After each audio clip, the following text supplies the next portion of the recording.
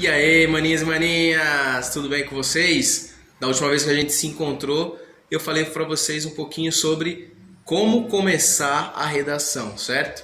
Então eu preciso de um tema, de um problema e de uma hipótese de solução para esse problema, certo? Hoje nós vamos falar um pouquinho sobre o tema especificamente. Bom, para falar de tema é importante que a gente fale então sobre algo que pressupõe o tema, que é o assunto, tá? Então o assunto ele é sempre uma questão geral, tá sempre num aspecto geral dessa questão. O tema ele é essa questão numa situação mais específica. Então o tema é o específico do assunto, tá? Então, por exemplo, eu tenho saúde. Saúde é uma questão geral. Então, geral é assunto. Quando eu coloco saúde pública em São Paulo, percebe que eu especifiquei? Não é de qualquer saúde que eu estou falando. Eu estou falando da saúde pública em São Paulo.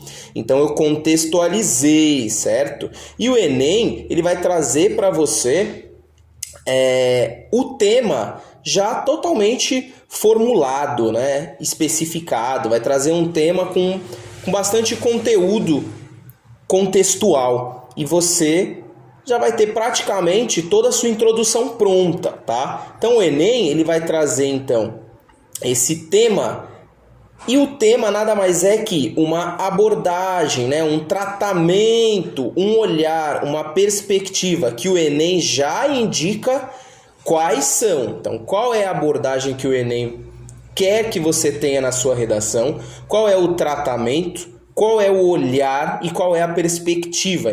O Enem já te dá todos esses elementos ali no tema que ele propõe para vocês, certo?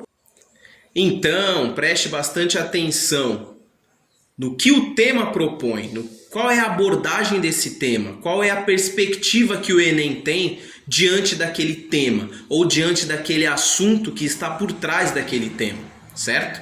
Você já tem ali muitos elementos já entregues de bandeja para você. Você vai precisar então desenvolver, pensar em quê? Em estratégias de como resolver o problema, como tornar aquele tema algo solucionável, certo?